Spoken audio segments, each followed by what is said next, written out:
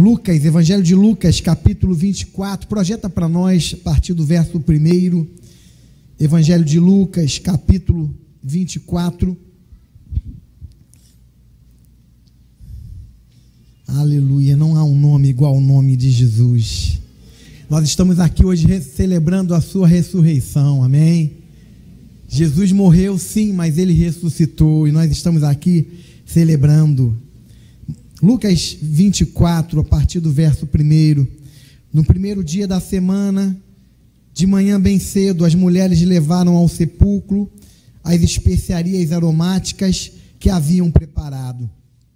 Encontraram removida a pedra do sepulcro, mas quando entraram, não encontraram o corpo do Senhor Jesus. Ficaram perplexas, sem saber o que fazer. De repente, 2 homens com roupas que brilhavam como a luz do sol colocaram-se ao lado delas. Amedrontadas, as mulheres baixaram o rosto para o chão e os homens lhe disseram: por que vocês estão procurando entre os mortos aquele que vive? Ele não está aqui, ressuscitou. Lembre-se do que ele lhes disse quando ainda estava com vocês na Galileia: é necessário que o Filho do Homem seja entregue nas mãos de homens pecadores, seja crucificado, ressuscite no terceiro dia. Você pode celebrar a ressurreição de Jesus? Aleluia!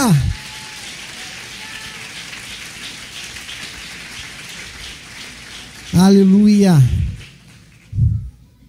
Vamos abrir agora em Mateus. Vou pedir para projetar também o Evangelho de Mateus, capítulo 27, a partir do versículo 62.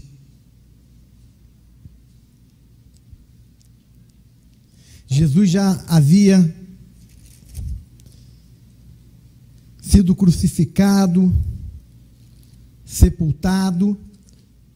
Então, algumas providências foram tomadas para impedir que os discípulos roubassem o corpo de Jesus e depois falassem: olha, ele ressuscitou, não está aqui. Então, vamos ler esse texto que você vai entender o que eu estou falando. No dia seguinte, isto é, no sábado, os chefes dos sacerdotes e os fariseus dirigiram-se a Pilatos e disseram: Senhor, lembramos que enquanto ainda estava vivo aquele impostor, na outra versão diz aquele embusteiro, disse: depois de 3 dias ressuscitarei. Ordena, pois, que o sepulcro dele seja guardado até o terceiro dia, para que não venham seus discípulos e, roubando o corpo, digam ao povo que ele ressuscitou dentre os mortos. Este último engano seria pior do que o primeiro.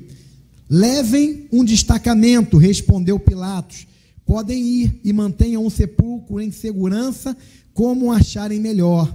Eles foram e armaram um esquema de segurança no sepulcro, além de deixarem um destacamento montando guarda, lacraram a pedra. Existia toda uma logística, irmãos, toda uma preocupação, toda uma logística. Existia um destacamento de guardas romanos para tomarem conta do sepulcro, para que ninguém pudesse remover a pedra, roubar o corpo de Jesus e espalhar uma mentira de que ele havia ressuscitado. Eles pensaram em tudo, porque era de conhecimento de todos que Jesus havia anunciado: olha, eu vou morrer, mas eu não vou permanecer morto, no terceiro dia eu vou ressuscitar, né? Pilatos tomou o conhecimento, foi informado, autorizou a guarda foi colocada. Olha só o que aconteceu, irmãos, capítulo 28, a partir do verso 1. Depois do sábado, tendo começado o primeiro dia da semana, Maria Madalena e a outra Maria foram ver o sepulcro. E eis que sobreveio um grande terremoto. Deus começa a agir assim, irmãos. Não adianta guarda, não adianta segurança. Quando chega o momento de Deus agir, ele age, e ponto final, amém? Eis que sobreveio um grande terremoto, pois um anjo do Senhor desceu dos céus, chegou ao sepulcro, rolou a pedra da entrada e assentou-se sobre ela. A aparência era como um relâmpago, suas vestes eram brancas como a neve. Os guardas tremeram de medo e ficaram como mortos. O anjo disse às mulheres: não tenham medo, sei que vocês estão procurando Jesus, que foi crucificado. Ele não está aqui, ressuscitou como tinha dito. Venham ver o lugar onde ele jazia. Vão depressa e digam aos discípulos dele: ele ressuscitou dentre os mortos, está indo adiante de vocês para a Galileia, lá vocês o verão.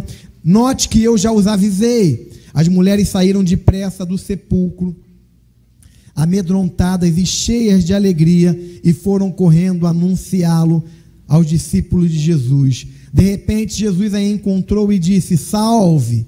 E elas se aproximaram dele, abraçaram-lhe os pés e o adoraram. Então Jesus disse: não tenham medo, vão dizer aos meus irmãos que se dirijam para a Galileia, lá eles me verão.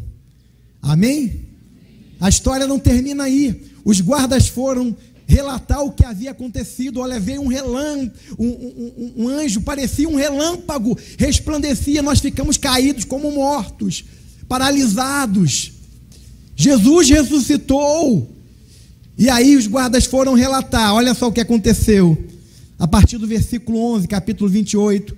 Enquanto as mulheres estavam a caminho, alguns dos guardas dirigiram-se à cidade e contaram aos chefes dos sacerdotes tudo o que havia acontecido. Apareceu um anjo, parecia um relâmpago, resplandecia. Nós ficamos morrendo de medo, paralisados. Jesus ressuscitou.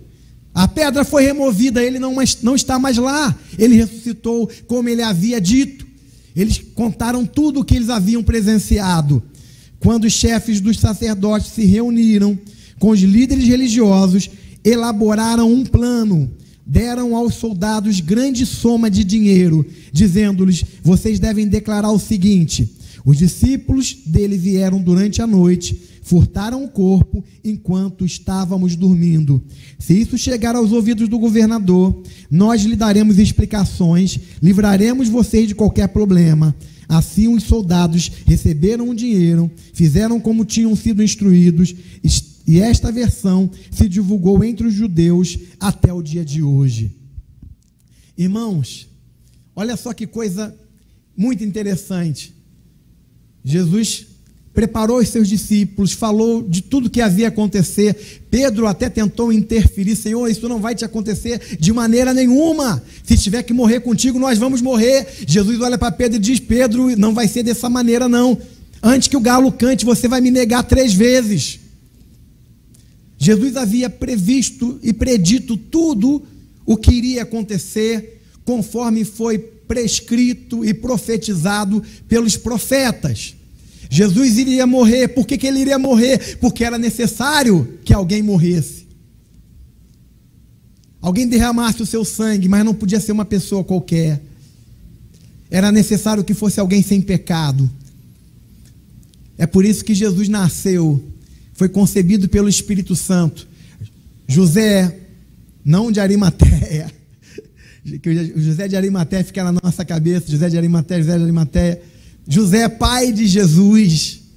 Ele não teve relações sexuais com Maria até o nascimento de Jesus. Jesus foi concebido pelo Espírito Santo, porque ele não podia ter o DNA do pecado herdado por Adão.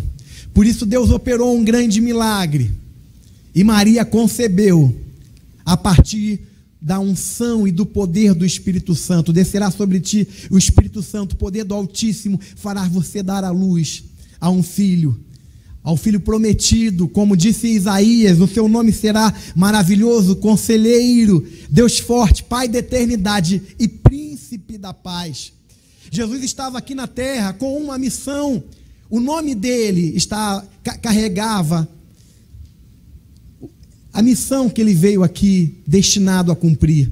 Ele veio para salvar, ele veio para libertar, ele veio para reconciliar, ele veio para perdoar, ele veio para restaurar, ele veio para resgatar aquilo que se havia perdido.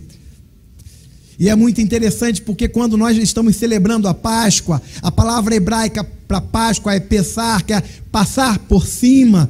Quando o povo de Israel estava no Egito, o anjo da morte veio e todas as casas que tinham em seus umbrais a marca do sangue do cordeiro, o anjo da morte não entrava naquela casa, mas ele passava por cima. E todo um ritual começou com a direção de Deus a ser celebrado a partir daquele momento, por causa do grande livramento de Deus, de ter passado por cima, de ter trazido libertação ao povo hebreu. Era interessante que naquela época, o cordeiro, né? O cordeiro ele era levado para aquela família, e aquela família convivia durante uma semana com aquele cordeiro. Então as crianças brincavam com o cordeiro, havia um apego com o cordeiro, e quando aquele cordeiro era morto, eles comiam e eles sentiam a dor da perda de alguém que lhe era querido. Jesus, quando veio aqui, irmãos, ele conviveu com os seus discípulos, ele desenvolveu um ministério, ele curou a muitos, ele fez muitos milagres, ele operou coisas tremendas. Havia uma afinidade, havia, sabe, um relacionamento próximo. Quando Jesus morreu, eles sentiram a dor da perda de alguém querido. Jesus precisava morrer, porque sem derramamento de sangue não há remissão de pecados. Jesus precisava morrer, porque Deus estabeleceu a maneira de salvar o homem, que sua justiça, sua soberana justiça deveria ser feita. Deus, ele é igualmente amor, ele é igualmente justo. Há um equilíbrio nos atributos de Deus. Deus não é mais amor do que justiça. Se Deus fosse mais amor do que justiça, ele poderia talvez passar por cima da sua justiça, não levar em conta o pecado do homem, passar por cima da sua justiça e exercer somente amor para salvar o homem.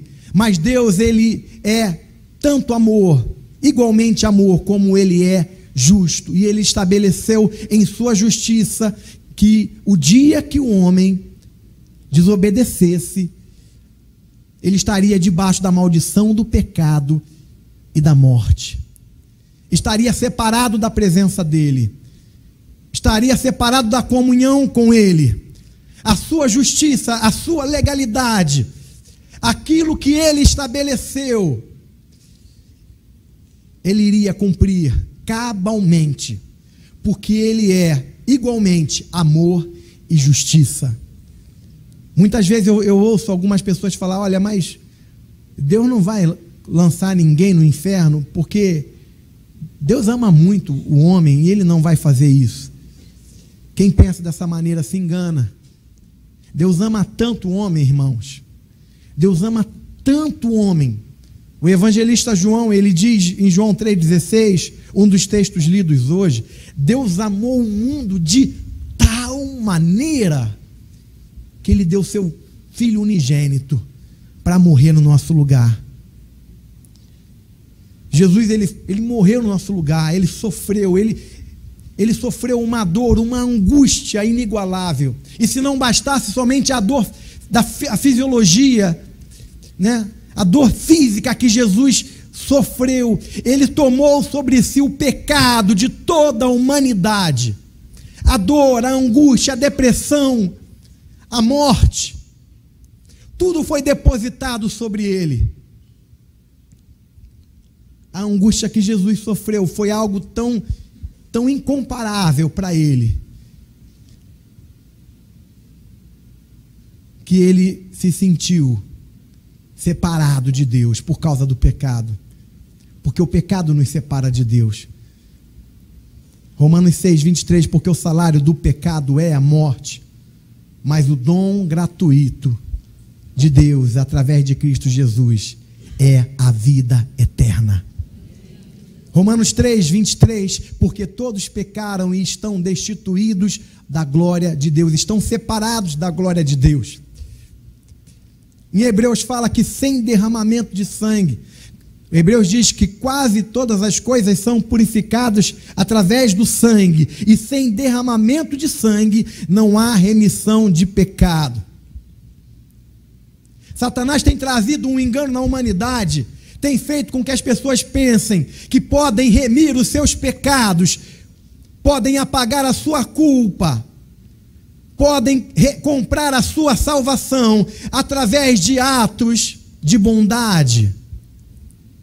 Efésios 2, versículo 8, 9 e 10, diz que nós só podemos ser salvos através da graça, através da fé, pela graça em nosso Senhor Jesus Cristo. Isso não vem de vós, é um dom de Deus. Não vem das obras para que ninguém se glorie, porque nós somos feituras de Deus, criados de antemão para fazer boas obras. Quando nós fazemos boas obras, nós não fazemos mais do que nossa obrigação. Nós fomos criados para isso.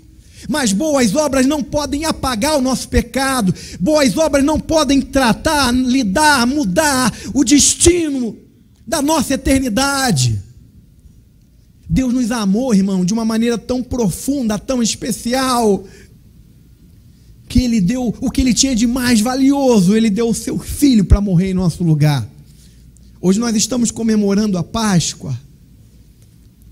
A Páscoa é para a gente celebrar, sim, mas nós não podemos esquecer que para a gente celebrar hoje a Páscoa, foi pago um preço muito caro, um preço muito alto, a vida de um inocente, porque Jesus não tinha pecado. Ele morreu em nosso lugar, para que você não pereça, mas tenha vida eterna. Jesus morreu em nosso lugar. Sabe por quê? Porque eu e você, nós não temos condições de dar conta das questões, das coisas que envolvem a nossa salvação. Nós não temos como dar conta disso. Nós não temos como pagar o preço da nossa salvação. Não há nada que eu e você possamos fazer que vai apagar um pecado sequer. Mas Jesus pagou o preço por todos os nossos pecados. Pela fé, eu e você podemos garantir uma eternidade na presença de Deus. Um dos textos lidos hoje, de Atos 4:12, em nenhum outro há salvação, nenhum outro nome há dado entre os homens pelos quais devamos ser salvos. Nós somos salvos através do nome de Jesus. Nome sobre todo nome. Nome de Jesus. Nome de Jesus. O nome de Jesus é poderoso. Uma vez, enquanto eu falava o nome de Jesus, uma pessoa endemoniada, demônio, não fale esse nome. Não fale esse nome. O nome de Jesus é poderoso. Nós cantamos hoje aqui, o nome de Jesus é poderoso. Ao nome de Jesus se submetem as enfermidades, se submetem os demônios. É o nome pelo qual nós podemos ser salvos. É o nome de Jesus. Amém? Jesus, ele morreu e ressuscitou, e é muito interessante o relato. Tentaram fazer todo um esquema para abafar, só que Jesus, ele se apresentou a centenas de pessoas. E a Bíblia é muito interessante, que a Bíblia, ela coloca detalhes, relatos, que talvez, se nós fôssemos escrever, nós iríamos suprimir. Por exemplo, eu talvez suprimisse que tinha um dos meus discípulos como Tomé. Se eu fosse escrever alguma coisa, se eu fosse um líder para falar sobre uma biografia, sobre coisas que aconteceram, e tivesse um discípulo descrente como Tomé, talvez eu preferisse dar ênfase a outros fatores. Mas os evangelhos falam que Tomé não acreditou. Quando foi notificado, anunciado pelas mulheres, pelas duas Marias, Pedro foi até o sepulcro e constatou que o sepulcro estava vazio. As Marias se encontraram com Jesus no caminho. receberam a incumbência de noticiar a todos os discípulos que Jesus havia ressuscitado, conforme ele havia dito. Tomé, quando ficou sabendo que Jesus havia ressuscitado, falou: eu não creio que ele ressuscitou, eu não acredito nisso. Isso não é possível. Se eu não colocar as mãos no buraco que está na mão dele, do lado dele, se eu não sentir fisicamente, através do tato, do toque, que realmente não é uma alma penada, mas tem um corpo físico ali, eu não vou crer. Não foi isso que a Bíblia diz que Tomé fez? Jesus aparece aos discípulos. Tomé não estava na primeira ocasião. Uma semana depois, Jesus aparece novamente, e aí Tomé está presente ali, achando que está tudo tranquilo, mas Jesus sabe de todas as coisas, irmãos. Jesus sabe o que você fala em oculto, quando você está na sua casa. Jesus sabe o que passa no seu coração, quando você está dirigindo, quando você está sentado aqui ouvindo uma pregação. Jesus conhece todas as coisas. Jesus chegou naquele momento e olha para Tomé: Tomé, coloca a sua mão aqui, apalpa, toca. E depois dá uma exortação tremenda em Tomé: Tomé, porque você viu, creu, porque Tomé: Senhor, meu Deus, Jesus, tu é meu Senhor, meu Deus. Aí Jesus disse: Tomé, porque você viu, você crê? Bem-aventurado aqueles que não viram e creram. Existem muitas evidências históricas da divindade de Cristo e da realidade da narrativa do texto bíblico. Um dos argumentos que eu considero muito interessante é que, se houvesse a intenção de convencer alguém, os evangelhos não relatariam nunca que duas mulheres foram até o sepulcro, se encontraram com um anjo, depois encontraram com Jesus e constataram a sua ressurreição. Porque naquela época, irmãos, se as mulheres hoje ainda reclamam que talvez não tenham o espaço que gostariam de ter, naquela época, um depoimento, um testemunho de uma mulher não era considerado válido. Se a intenção dos evangelhos fosse dar credibilidade aos seus relatos, teria colocado uma pessoa importante, um homem importante, para poder participar desse cenário da ressurreição. Entretanto, o evangelho narrou as coisas exatamente do jeito que aconteceu. As mulheres foram lá, foram procurar Jesus, porque elas queriam levar perfumes, elas queriam estar ali com alguém que elas consideravam, tinham um carinho, um amor muito grande por ele. E quando chegaram lá, a pedra estava removida, se depararam com um anjo do Senhor. Ficaram apavoradas, com muito medo, olharam para baixo, com medo de morrer, porque havia um entendimento naquela época, que se alguém visse a glória de Deus, aquela pessoa morreria.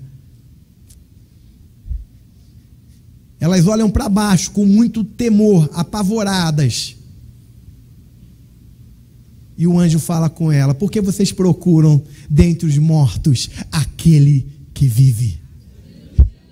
Fala para o teu irmão assim: ó, o teu Senhor não está morto, ele ressuscitou. O segundo elemento, irmãos, elemento que nos faz pensar na impossibilidade de tal registro não ser verdadeiro, foi o que aconteceu com aqueles homens depois da ressurreição de Jesus. Vocês podem perceber que os evangelhos narram homens amedrontados, intimidados. Quando Jesus é preso, eles ficaram em pânico, ficaram apavorados, temeram as autoridades, temeram ser presos também. Pedro chegou a negar a Jesus com medo de ser preso, de ser identificado como um de seus discípulos. Os demais discípulos se dispersaram, se esconderam, fugiram. Mas Jesus ressuscita, irmãos, e eles têm um novo contato com Jesus. E aí Jesus reúne aqueles discípulos novamente, os comissiona a fazerem discípulos de todas as nações, a pregar o evangelho, a testemunhar aquilo que eles viram. E esses discípulos se transformam em pessoas sem medo, pessoas determinadas, ao ponto de serem perseguidos, ameaçados, martirizados e não negarem o seu testemunho. Tal fato só pode ser uma declaração muito forte de que aquilo que eles viram realmente era verdadeiro. Irmãos, se eles estivessem espalhando uma falsa ideia, quando o primeiro fosse preso, olha, você não vai negar esse Jesus não, se fosse uma mentira, o cara ia ficar sustentando, irmão. Pensa bem. Pensa numa coisa que, nos nossos dias aqui, fazendo uma brincadeira, pensa numa coisa que não aconteceria. Por exemplo, tu chegar para um flamenguista, ó, você vai virar vascaíno. Isso é uma coisa que não aconteceria. Mas leva o camarada lá para a comunidade, uma dessas aí, fala, ó, vou te colocar aqui no micro-ondas. Se você não virar vascaíno, você vai pro micro-ondas. O cara, meu irmão, veste a camisa do Vasco, canta o hino do Vasco e vira sócio torcedor, não é mesmo? Com certeza, irmão, o cara não vai morrer por causa de time. Vocês imaginam se os discípulos, toda aquela geração que foi martirizada, se não fosse absolutamente verdade, se eles iam até as últimas consequências na sua fé? Jesus Cristo morreu, segundo as Escrituras, capítulo 15 de 1 Coríntios. Esse é o evangelho que nós recebemos. Jesus Cristo morreu, segundo as Escrituras, foi sepultado, segundo as Escrituras, e ressuscitou ao terceiro dia. Hoje nós estamos aqui, irmãos, mais de 2000 anos depois da morte e ressurreição de Jesus, adorando o nome dele, porque ele verdadeiramente venceu a morte, ressuscitou e recebeu o nome que é sobre todo nome, para que ao nome de Jesus todo joelho, no céu, na terra e debaixo da terra, se dobre, e toda língua confesse que Jesus Cristo é o Senhor, para a glória de Deus Pai. Aleluia, aleluia, bendito é o nome de Jesus, aleluia. Romanos capítulo 10, para terminar, o coral já pode vir se dirigindo para cá. Romanos capítulo 10, versículo 9 e 10. O apóstolo Paulo, ele escrevendo sua carta à igreja em Roma, ele diz, ele explica como qualquer pessoa pode se posicionar na fé para a salvação. Ele diz, a saber, se com a tua boca confessares ao Senhor Jesus e em teu coração creres que Deus o ressuscitou dentre os mortos, serás salvo, visto que com o coração se crê para a justiça e com a boca se faz confissão para a salvação. Deus fez a parte dele. Ele amou o mundo de tal maneira que deu seu único filho, para que todo aquele que nele crê. A nossa parte hoje é crer, é receber Jesus como Senhor e Salvador da nossa vida, fazer com que a sua morte não tenha sido em vão. Todas as vezes que uma pessoa morre sem receber, sem aceitar a Jesus como Senhor e Salvador, para aquela pessoa a morte de Jesus foi em vão. Que Deus nos abençoe nessa noite e que nós possamos celebrar essa Páscoa, a Páscoa do Cristo ressurreto, que venceu por nós, venceu para que eu e você pudéssemos ter vida.